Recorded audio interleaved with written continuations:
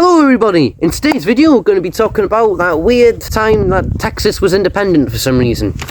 But before we get into that, the next live stream is on December the 7th. I know I said November the 30th once, but now it's December 7th, okay? And today's shout out goes to Caden Rogers. Hello Caden! Anyway, so, what happened now? What is this?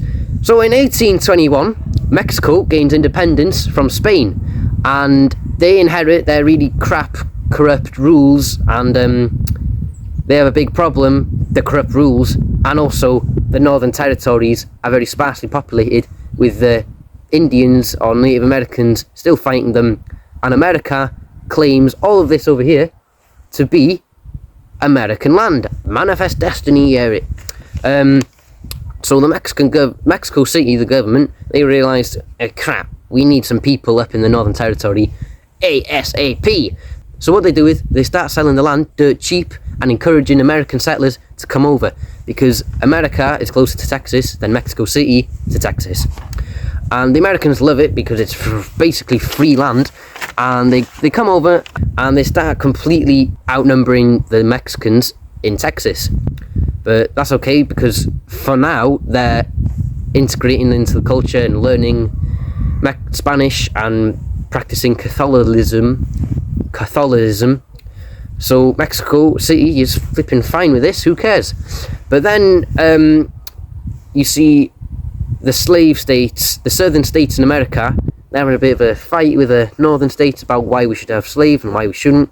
So what these slavers do is they move over to Texas and they start bringing slaves in. But you see, in Mexico, slaves are illegal, and these new settlers, now there's more of them, they're not learning Spanish anymore, and they're sticking to Protestantism, and they're not integrating into the culture at all. They make their own culture, and this makes Mexico angry.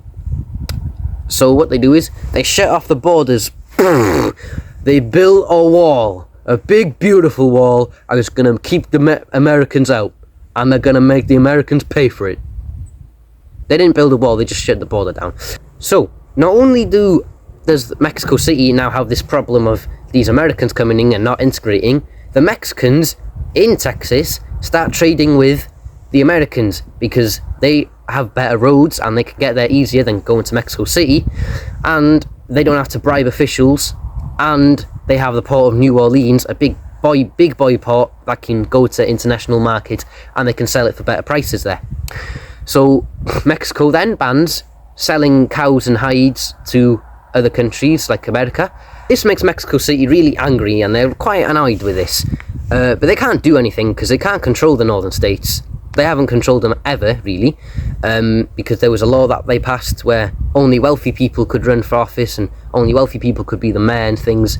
But everyone in the Northern Territory was really poor, and no one was that rich. So they didn't listen to that law, they didn't listen to the cow law, and they didn't listen to the Americans coming in law, the American immigration law. So basically, the Americans in Texas and the Mexicans in Texas both don't like Mexico City.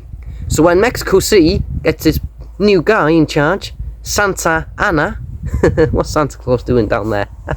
It's okay for me to make fun of him because he's a dictator and he was really bad. He destroys the Constitution. He gains control of the army, he takes control of the entire army personally, and he says, I'm the dictator, no one is putting me out of power again, because he was leader for a bit there, but then he came back, and then he said, no more, I'm in charge. And so, instantly, the Northern Territories, they start revolting and have protests. California goes so far to go, I'm independent, and I'll stay independent until the Constitution comes back. And so do the other territories like New Mexico and something else. I don't remember what it's named though. It's a Mexican name. I can't pronounce Spanish. So Santa Fe is a town, so I keep mixing that up with Santa Ana. So Santa Ana gets on his car. Well, they didn't have cars back then. Santa Ana gets on his horse and he goes on a big road trip for 2 years, destroying all the revolutions, brutally massacring them all, and not leaving any survivors. So this makes Texas pretty angry and pretty scared. They sit there going, we've kind of just been neglected for a bunch of decades, and now this guy comes over and he's killing everyone. And he's a bit of a poo because he's in control, and he got rid of the constitution that we liked. And all these Americans coming in were basically just American now, so we nothing to do with Mexico City anymore. We're American now, mostly, and the Mexicans in Texas don't even like Mexico City either. So we declare independence. Sam Houston is our leader, and we don't like the Mexicans anymore. Santa Anna gets pretty angry with this, and he personally goes there himself with 6,500 troops to put down the Texans. And the Texans, or what they were called at the time, really weird, Texians. Wow, sounds really bad. The Texians put up and started entrenching and putting up fortifications, and one of the forts was the Alamo. And the Alamo was pretty important because it was really tough. There was like 1,800 veteran troops. They'd seen a lot of these troops. They knew what they were doing. And Santa Anna was there personally attacking the Alamo.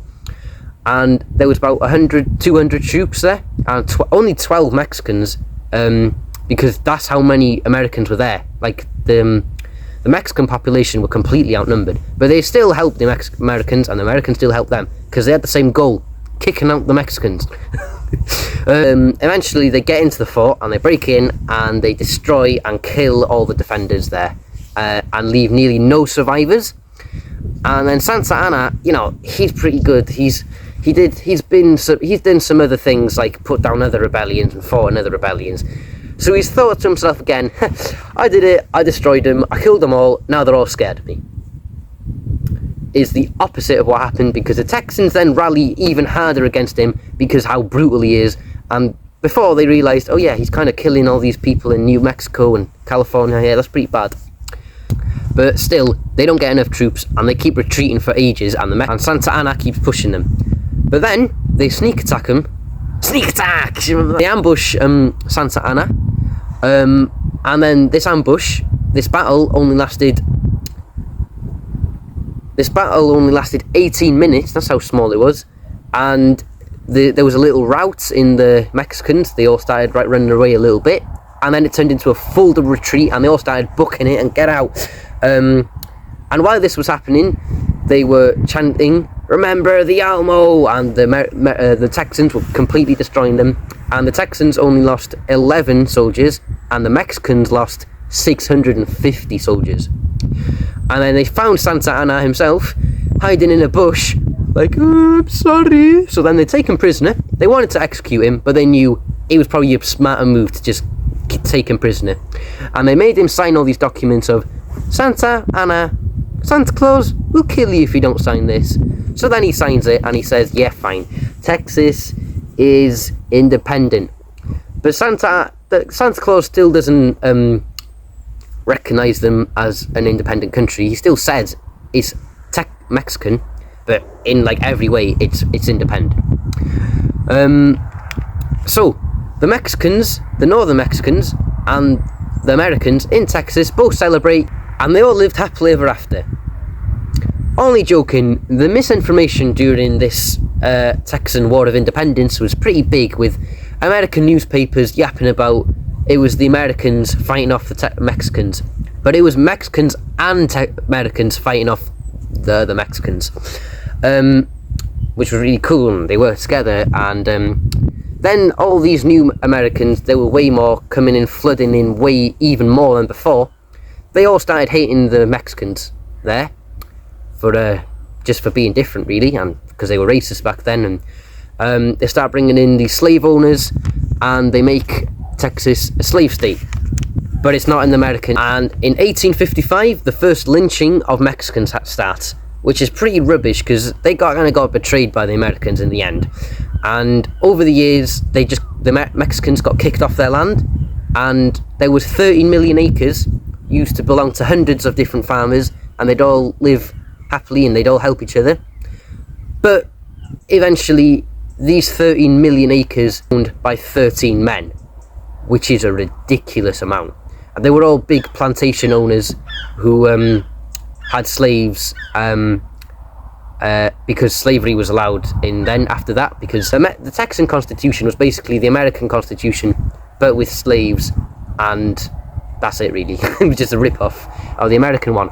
And so the Mexicans in Texas, they got completely destroyed. It was not fair. And then they just kind of ran off, and they went into like the desert where there wasn't many Americans there, and they started living their own communities. They got really organised, and they'd help other northern Mexicans help. They just make these communities, and they'd be well organised. And then after this, the Texans asked America, I'm basically American, can I just join a country? There's no point in me being independent. I've got out of Mexico, can I join you? And then at first, America says, no, I don't want you. Nah. But then later, in 1845, they say, I changed my mind. Sure thing, pal. And then Texas becomes part of America. But they still had disputed land with the Mexico. So, you see, remember America, they claimed all this land, and it was manifest destiny, and it was theirs.